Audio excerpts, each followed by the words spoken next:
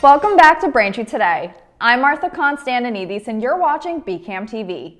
Now we'll be getting into our latest stories from the week. Last week, the federal government opened up a new website for residents to order free at-home COVID-19 testing kits. The government has secured 500 million kits and is working to purchase an additional 500 million to distribute for free. Currently, each individual household is eligible for 4 free at-home testing kits. To order your free kits, you can visit covidtest.gov and they will be shipped within 7 to 12 days after your order is placed. Each free testing kit contains 2 rapid antigen tests that will provide results within 30 minutes. The United States Postal Service is handling the process of ordering, shipping, and delivering all the tests. New studies released by the CDC confirm that vaccine and booster shots offer better protection from both the Delta and Omicron COVID-19 variants. The data supports earlier findings in favor of booster shots and offer the first comprehensive insight into how vaccines fare against the Omicron variant. In one of the studies, a CDC analysis found that a third dose of either the vaccine from Pfizer or Moderna was at least 90% effective against preventing hospitalization. CDC Director Rochelle Walensky said, quote, "Those who remain unvaccinated are at significantly higher risk for infection and severe COVID-19 disease. Protection against infection and hospitalization with the Omicron variant is highest for those who are up to date with their vaccination, meaning those who are boosted when they are eligible." End quote. The agency also said in the report that vaccination was the safest way to acquire immunity against the virus due to the risks that come with contracting COVID-19. In Boston, Mayor Michelle Wu is facing some backlash after members of the Boston Fire Department regarding the city's vaccine mandates. As of last week, Boston city workers who have not shown proof of vaccination will begin to be placed on unpaid leave pending further action. The Wu administration has said most of the city's 18,000-person workforce has met the requirement, but the union representing Boston's firefighters claims Wu is not holding up her end of the agreement. The union wants to keep the weekly testing option that has been in place for months because they said it was negotiated. A Boston City spokesperson said approximately 90% of firefighters are currently in compliance with the mandate, while submissions continue to come in.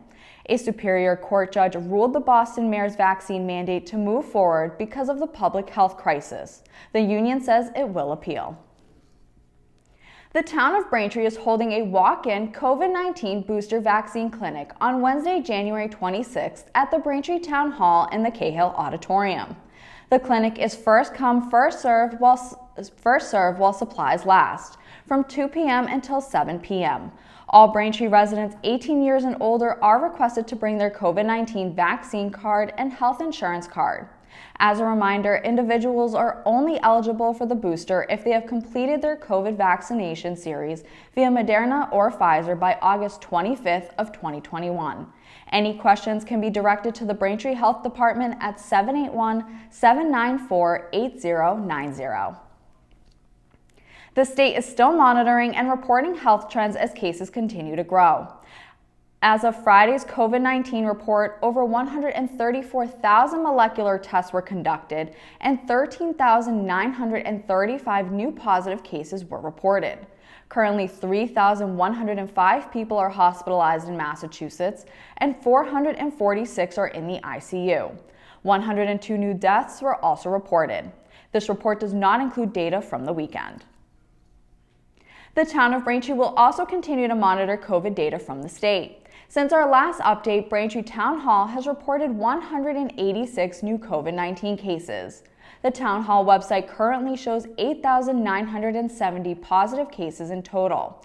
There have been no new fatalities reported in 9 months, keeping Braintree's total deaths at 136. Thank you for watching Braintree Today. We'll be right back with more after the break. When the COVID pandemic began, scientists had been studying similar viruses for years, so they had a head start creating this vaccine. They also started making the vaccine early, hoping it would be approved after clinical trials found it was safe and effective. Learn more. Welcome back. On Saturday afternoon, a 26-year-old Boston man was shot on the first level of the South Shore Plaza. Police say a member of a gang shot a member of a rival gang inside the mall by the Forever 21. The victim was taken to Boston Medical Center after sustaining injuries. The mall was evacuated at 4 p.m. and remained closed for the rest of the night. Braintree Deputy Chief Tim Cahoon, Deputy Chief Michael Want, and Mayor Charles Kokoris held a press conference at 5 p.m. shortly after the evacuation. Cahoon said the shooter immediately left the mall and police are still searching for him. During his statement, Cahoon said, quote, "The shooting looks like a targeted event. It doesn't appear to be random at all," end quote.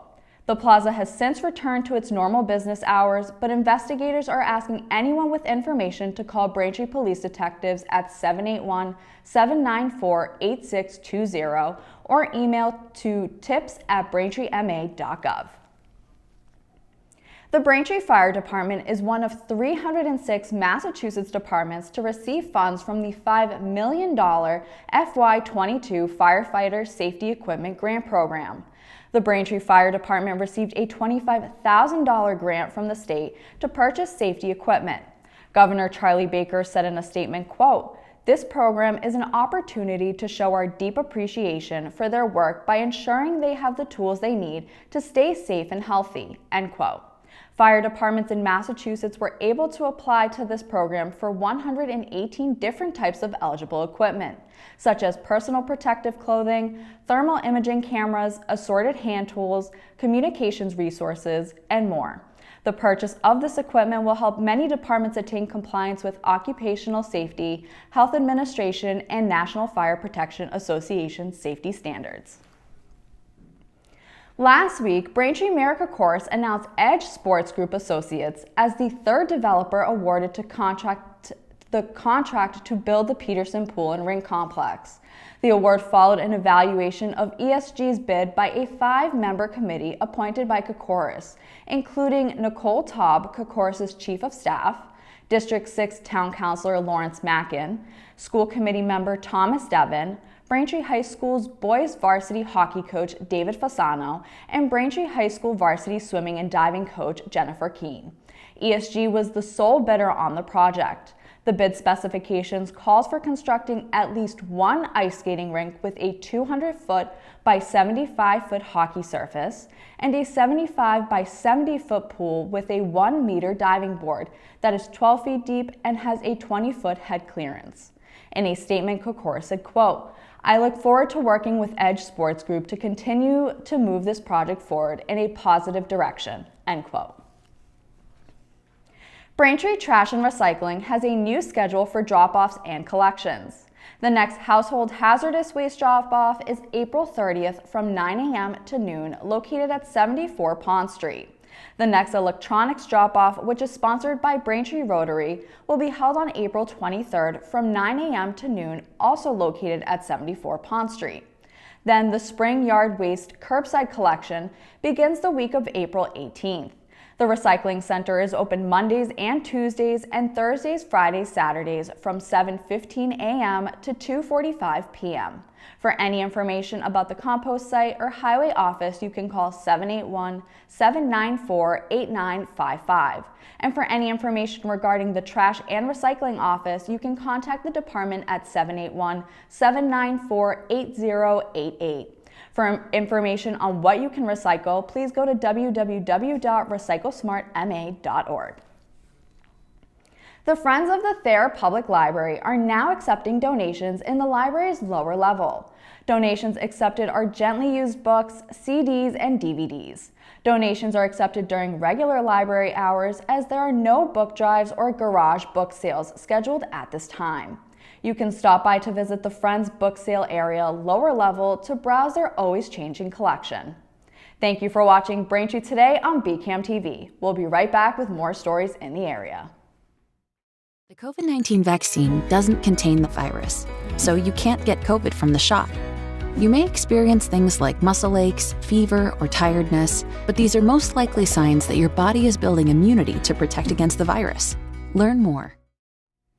Welcome back to Braintree Today. Now let's get right into stories around Massachusetts and the South Shore. Attorney General Maura Healey formally entered the race for governor this past Thursday.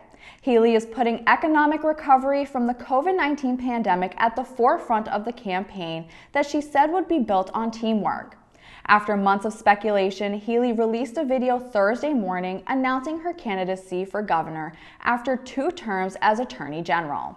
She highlighted her work taking on predatory lenders and suing ExxonMobil and Purdue Pharma over their roles in climate change and the opioid epidemic.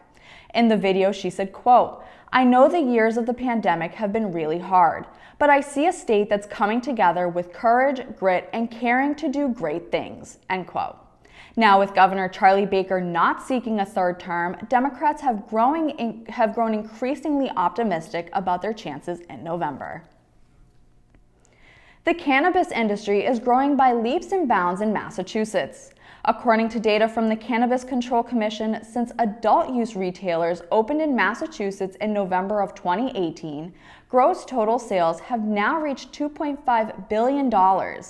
Tax data shows the rise in cannabis use speaks to changing attitudes about recreational alcohol and marijuana use. Alcohol excise taxes have increased slightly in the past 5 fiscal years, and halfway through the current fiscal year, Massachusetts has collected $51.3 million so far in alcohol excise tax. But for the first time, marijuana excise taxes have exceeded alcohol's. At the same midway point this fiscal year, the state has collected $74.2 million as of December 2021. The excise tax of 10.75% on recreational cannabis is only about half of the total tax revenue being collected. There is also a 6.25% state sales tax, plus a local tax of up to 3%. When added up, the cannabis industry racked up $208 million in total tax revenue last fiscal year. What would have been Betty White's 100th birthday on Monday, January 17th, many fans of the beloved actress stepped up to donate to their local animal welfare charities and shelters as part of what was dubbed as the #BettyWhite Challenge. White was a lifetime advocate for animals, from caring for those in shelters to launching her own weekly TV show, The Pet Set, dedicated to her celebrity friends and their pets. Animal welfare nonprofits across the country benefited from the viral tribute to the star of the Golden Girls and Hot in Cleveland, and even some local shelters like the Scituate Animal Shelter received donations as a part of the challenge. Several members said regulators shouldn't have approved the authorization for the natural gas compressor station in Weymouth, including Richard Glick, the Federal Energy Regulatory Commission's chairman. After re-examining operations and safety at the station following several accidental releases of natural gas, Glick said regulators should never have approved the compressor on the banks of the Fore River. But the Federal Energy Regulatory Commission confirmed it won't revoke authorization for the natural gas compressor station. Glick said the review and findings don't justify revoking approval for the station, which the Commission initially granted in January 2017. In a statement, Glick said, quote, "Going forward, the Commission needs to pay attention to the impacts of its decision, and I will push for those changes," end quote. Several hearing requests are pending in federal court, and the Fore River residents against the compressor station appeal of the waterways permit will soon be heard in Superior Court. Last year, Senator Patrick O'Connor and Representative James Murphy, both of Weymouth, filed a bill asking the state to name the bridge that crosses the commuter rail tracks on Weymouth's Main Street after fallen officer Sergeant Michael Chestnut. On Friday, the bill gained support from the legislature's Joint Committee on Transportation. The bill will now move on to the Senate and then the House of Representatives for approval. It could be passed in an informal session without a roll call vote. Once approved, the bridge would be formally called the Sergeant Michael C. Chestnut First Responders Bridge. Thanks for watching Braintree Today. We'll be right back with more in entertainment. The COVID-19 vaccine is an important tool to protect yourself and your loved ones against COVID. Getting the vaccine can help us get back to doing the things we love most. Trust the facts. Get the vax. Welcome back to Braintree Today. First in entertainment, the American singer and actor Meat Loaf passed away at the age of 74. Meatloaf, born as Michael Leah Day, was noted for his powerful, wide-ranging voice and theatrical live shows.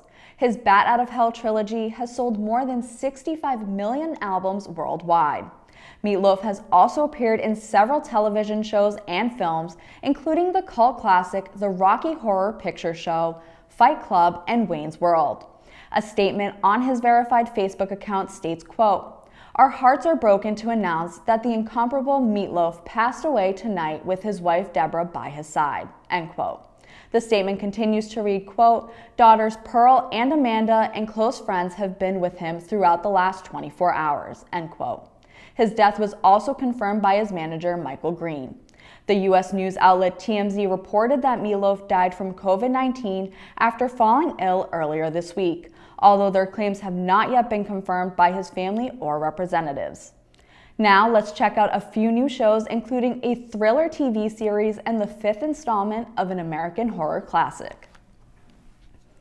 First up, The House is a stop animation series featuring dark comedy that tells the story of 3 different families in 3 different timelines, although they all have one thing in common: the house. In the first story, an impoverished family in the 1800s is given an offer they can't refuse from an eccentric millionaire who says he'll build his family a mansion for free if they abandon their modest house. Come to find out, the offer may have been more of a curse than a gift. In the second story, a house flipper has put all his time, energy, and resources into renovating the mansion. Just before his open house, he finds an infestation of fur beetles. And in the third story, the house is the only thing still dry in a completely flooded city. It's now an apartment complex, and the landlord, a cat named Rosa, is determined to renovate the mansion but is having trouble with getting her tenants to pay rent. The House is available to watch on Netflix. Next up, Yellowjackets tells the story of a wildly talented high school girls soccer team from New Jersey in 1996 whose plane crashed deep into the Ontario wilderness during their trip to a national tournament. Only some teammates survived the tragedy and are left to survive for 19 months. The series chronicles their attempts to survive while also tracking their current lives in 2021. You can watch Yellowjackets, a series full of mysteries, interesting backstories, romance, and a big helping of the supernatural on Showtime. And finally, in entertainment, Scream 5 tells the story 25 years after the original series of murders in Woodsboro. A new Ghostface emerges, and Sidney Prescott must return to uncover the truth. The new killer has donned the Ghostface mask and begins targeting a group of teenagers to resurrect secrets from the town's deadly past. You can watch this 5th installment of the classic American slasher film in theaters now. That'll do it for entertainment. Thank you for watching Braintree Today. I'm Martha Constantinidis, and that's all we have for news today. Stay safe, and we'll see you next time.